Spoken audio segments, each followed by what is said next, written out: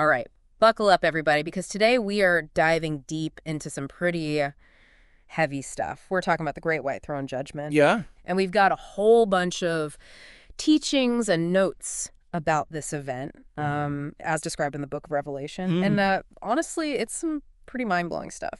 It's really interesting because this event is not just some abstract theological concept. You know what I mean? Right. It's depicted with incredibly vivid imagery, almost like a movie playing out in your head. It's not exactly subtle, is it? Right. So the source material paints this picture of the current earth and heavens just vanishing. Yeah. Like poof, they're gone. Right.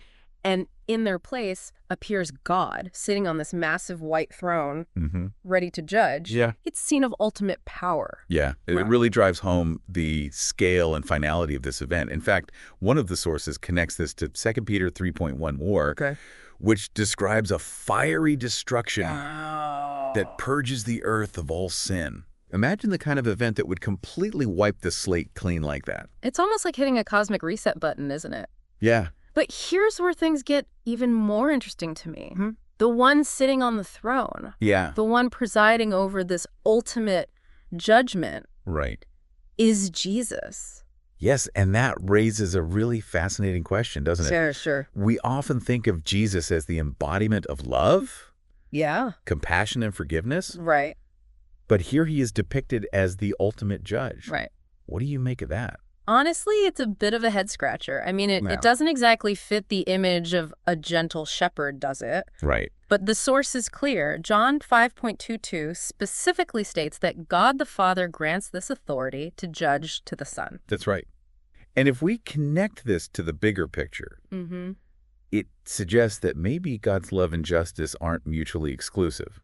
Okay. Maybe they're actually two sides of the same coin. So it's not about punishment for its own sake. Exactly. In this belief system, judgment is about holding everyone accountable for their choices and actions. Okay. And that leads us to another intriguing aspect of this event. The books mentioned in Revelation 20. Right.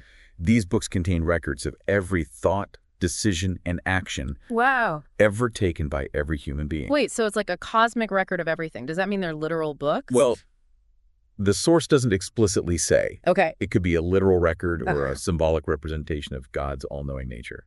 You know, I'm kind of leaning towards the metaphorical side here.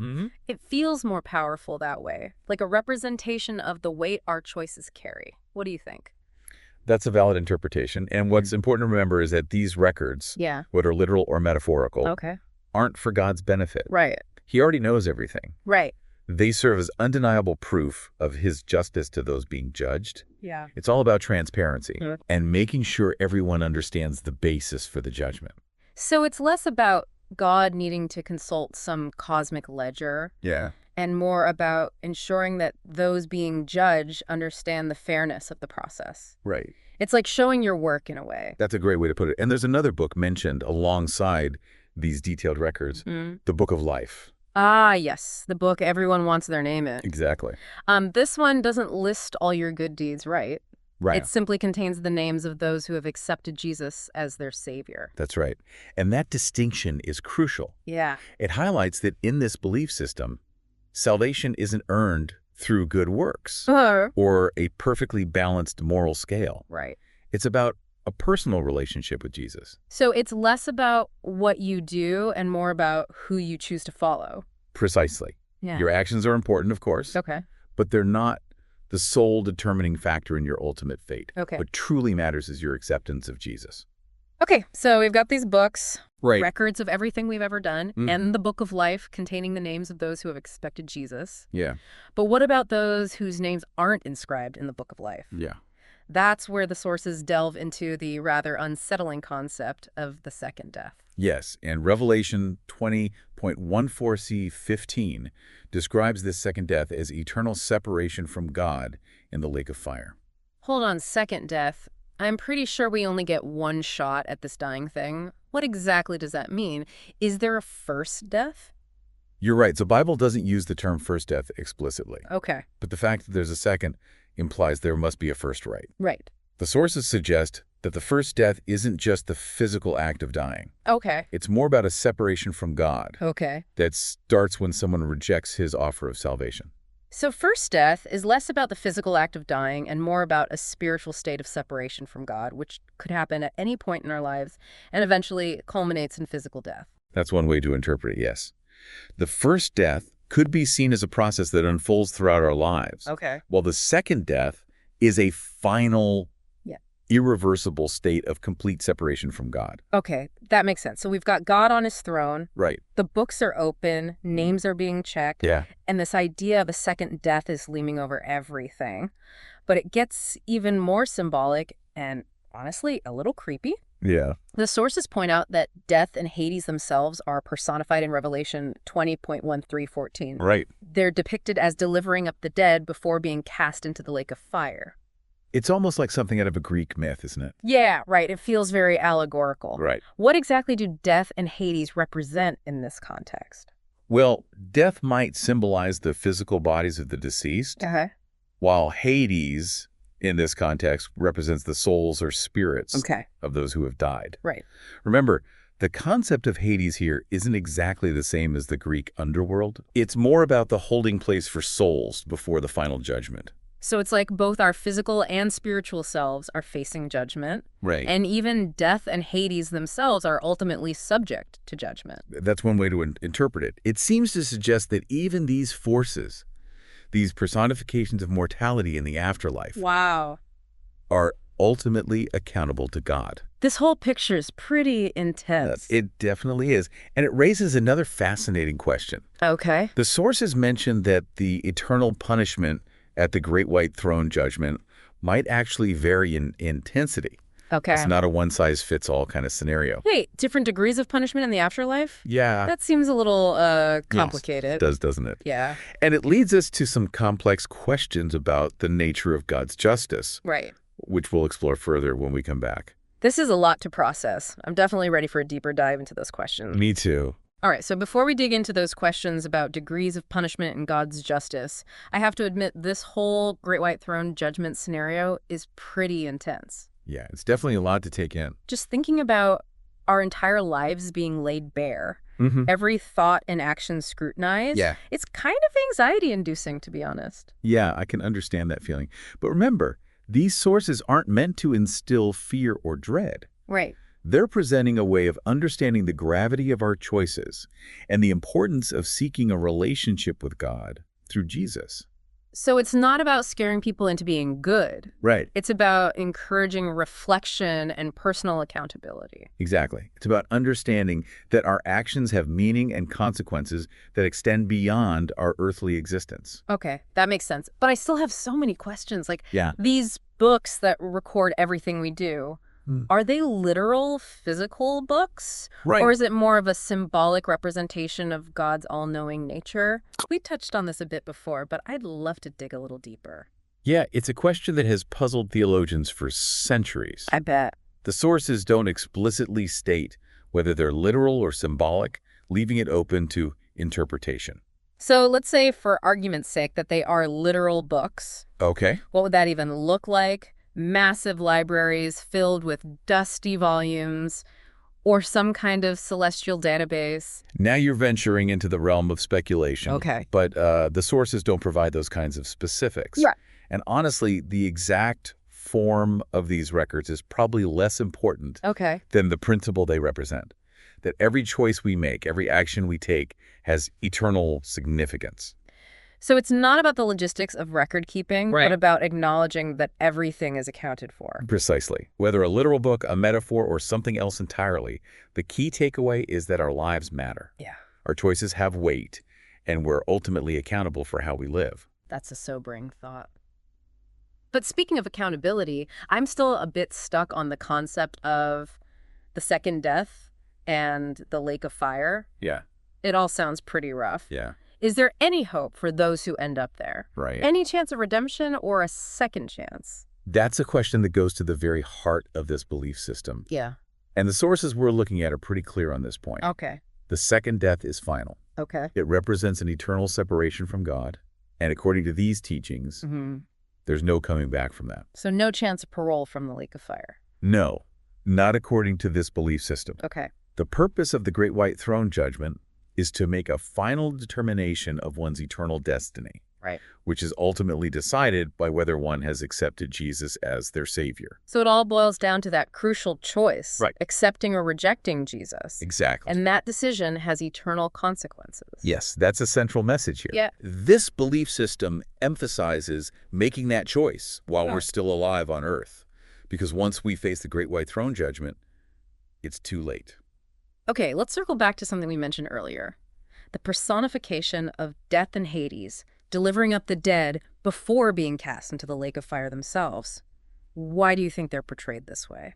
It's a fascinating detail that suggests even these forces, Mm-hmm. embodiments of mortality in the afterlife, Right. are ultimately subject to God's judgment. So even death and Hades aren't above the law, so to speak. It seems so. Hmm. But remember, the lake of fire represents eternal separation from God. Right. By casting death and Hades into it, it's almost as if God is eradicating those very concepts, those very realities. So it's not about punishing them, Right. but about destroying the very powers they represent. That's a really insightful interpretation. It suggests that in this new eternal reality, there's no more death, no more separation, no more hell as we understand it. Yeah. It's a complete transformation, a radical departure from the world as we know it.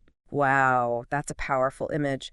The complete eradication of death and suffering. Mm. It's almost comforting in a strange way. It is a message of hope amidst the descriptions of judgment and punishment. Yeah. It speaks to a complete triumph over the forces of darkness and separation. So even in the face of judgment and eternal consequences, there's this promise of ultimate redemption and an end to suffering. Exactly. It's a vision of a reality completely transformed by God's presence and power. We've covered so much ground already. We have. The end of the current world, God on his throne, the books, the book of life, the second death, Right. and even the symbolic casting of death and Hades into the lake of fire. Is there anything else in these sources we haven't touched on yet? There is one more intriguing detail I think is worth exploring. Okay. The sources mention that the Great White Throne Judgment isn't just about determining where you spend eternity. Okay. It also involves a deeper assessment of your life and actions. You mean the idea of varying degrees of punishment? Right. I thought we were going to discuss that further. We were, and now's the perfect time. Okay. As you said, it gets complicated. Right. The sources suggest that even among those not found in the Book of Life, Mm-hmm.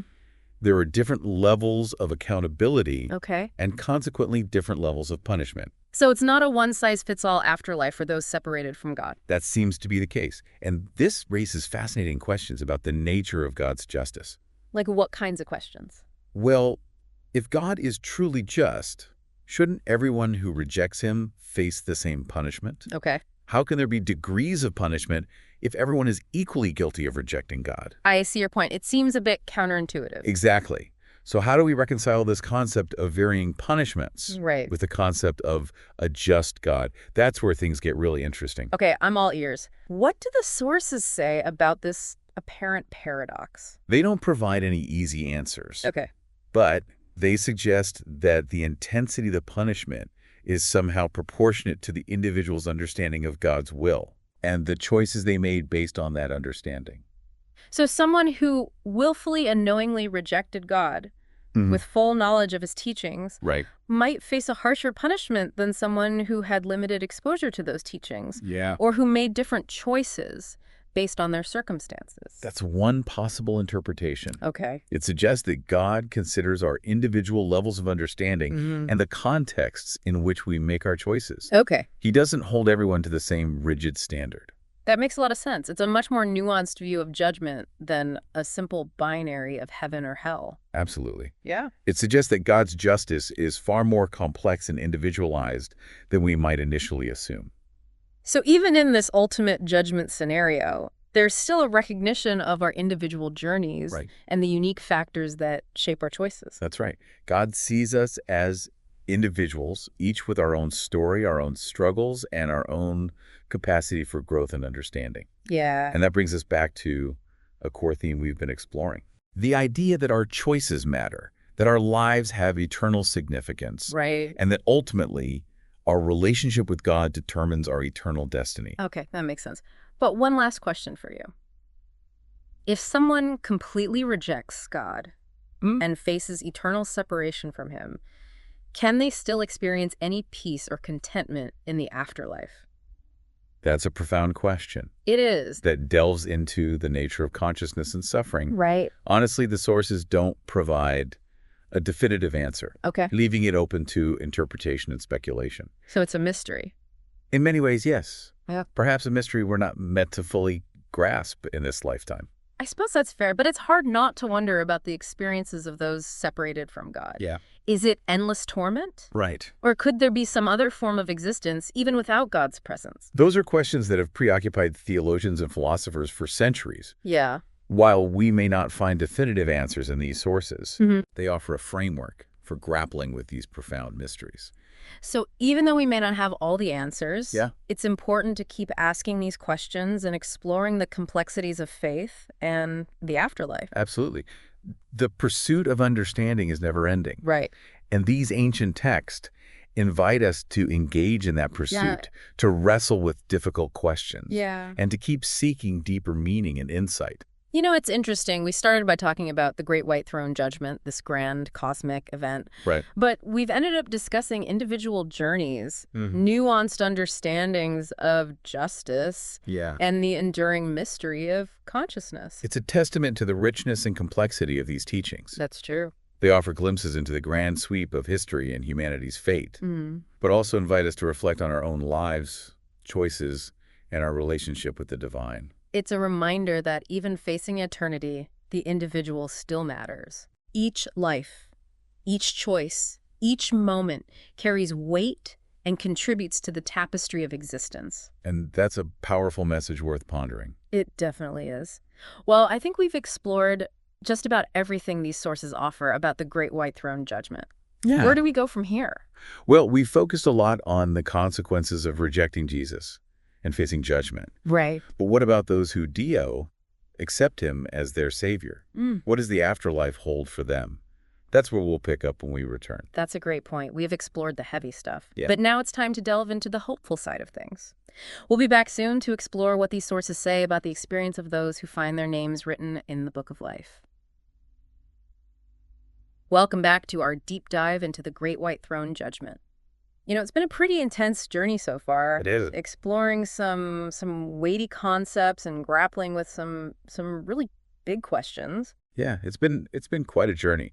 Yeah. But while we may not have all the answers, I think we've gained a deeper understanding of this complex and fascinating event. We definitely have. And as we promised, we're going to shift gears a bit now and explore a different aspect of this belief system. Right. We spent a lot of time discussing the consequences of rejecting Jesus. Right.